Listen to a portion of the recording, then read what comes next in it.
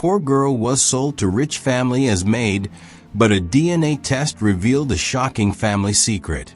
They called her Amma, a name as simple as the life she had known in the remote hills of Kita. Her days were filled with the rustling of plantain leaves, the scent of wood smoke, and the never-ending demands of her aunt who took her in after her mother's mysterious death. Her father, she had been told, disappeared long before she was born. No pictures, no trace, no legacy except a locket she wore around her neck, a small golden oval with no photograph inside. It was old and scratched, but she wore it like armor.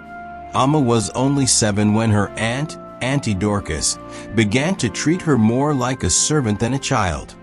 While her own children attended school, Amma swept the compound, cooked meals, fetched water, and was reminded daily that she was nothing more than a burden. Then one dusty afternoon, without warning, a black car pulled up in front of the clay house.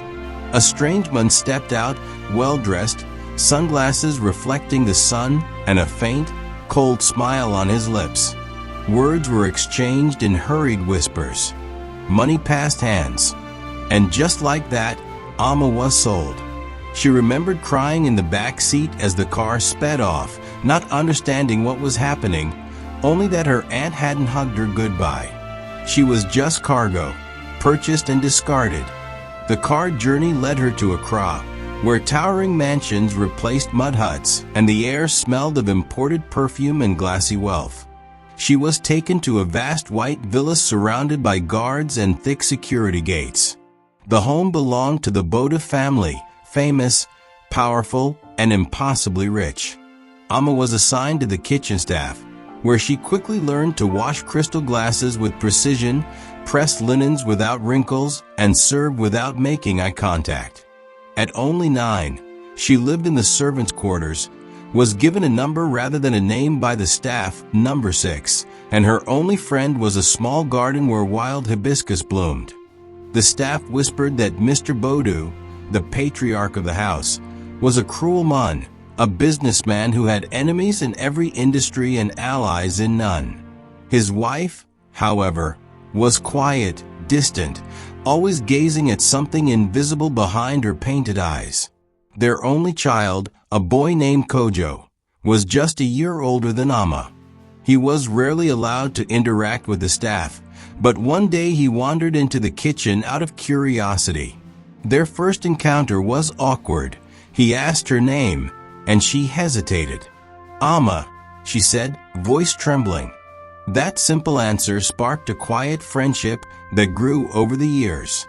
When no one was watching, they would play chess in the hallway, sneak mangoes from the back garden, and read books Amma secretly borrowed from the family library.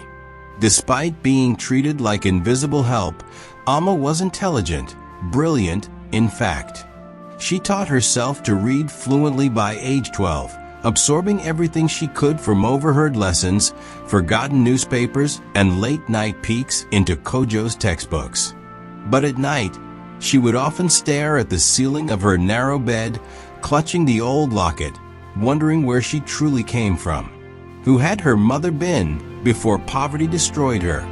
Who was her father? One day, everything changed. It started with a dinner party. The Bodas hosted government officials, socialites, and international guests. The maids were dressed like background decorations, silent, obedient, unnoticeable. Amma, now 15, had blossomed into a graceful, serious young girl. She moved with poise, her eyes downcast, her heart thumping with nervousness. As she poured wine at the head table, a guest, a tall, older man with silvery hair, dropped his glass. She rushed to clean it, and for a moment their eyes met. The man froze. "Your name?" he asked suddenly. Amma looked at Mr. Bodu, who frowned but nodded slightly. "Amma, sir." The man blinked. "Amma, and that locket, where did you get it?" Amma touched her chest instinctively. "It was my mother's." A silence fell over the table. Mrs. Bodu dropped her fork. Mr. Bodu's expression turned stone cold.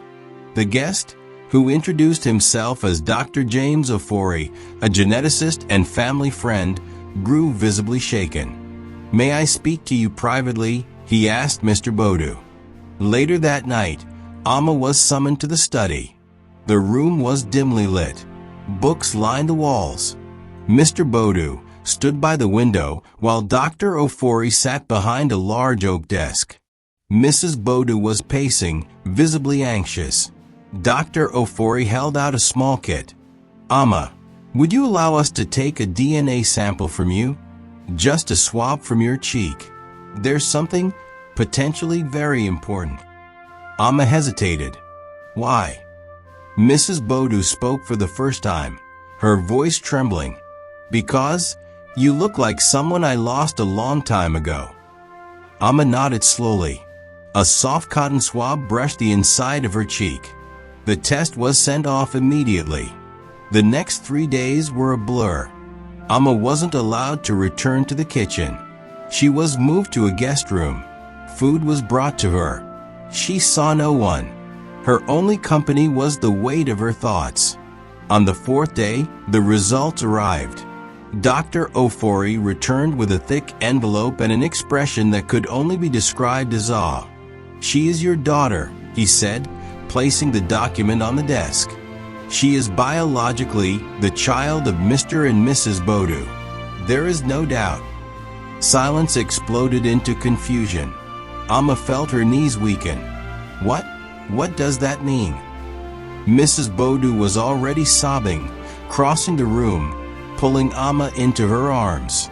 "You are mine," she wept. "They told me you died as a baby. The hospital, there was a fire. We were told you were gone. But someone must have taken you." Mr. Bodu's jaw tightened. He was not among used to being powerless. Whoever stole her must have been in that hospital. It was deliberate. Amma stared at them. "My aunt said my mother died when I was little. I've never known my father." Dr. Ofori placed a hand on her shoulder. "Amma, your aunt lied. She must have known you were taken. Someone profited from your disappearance." The police were called. Investigations began. Auntie Dorcas was arrested 2 weeks later. She confessed to buying Amma from a corrupt nurse for a small sum. "I was told her parents had died. I was only trying to help," she sobbed at the station. But the evidence of money changing hands and the trauma Amma had endured spoke louder than any excuses. Back at the mansion, Amma struggled to adjust. She had lived like a ghost for nearly a decade. She was now the heir to a fortune, a long-lost daughter. But she didn't know how to be that girl. The cook still bowed when she entered the kitchen. The guard still avoided her eyes. Even Kojo seemed distant now, unsure of how to treat the sister he never knew he had. The Bodus tried to make up for lost time. They gave her everything: clothes, tutors, luxury. But Amma remained quiet, guarded. One night, she told her mother, "I don't need diamonds. I need answers. Who took me? Why? Who stole my childhood?" Mrs. Bodu promised they would find out. And they did. A month later, police discovered that the nurse who stole Amma was paid by a business rival of Mr. Bodu. In a cruel plan of revenge, they had tried to destroy his legacy. Taking his newborn daughter was the ultimate act of vengeance.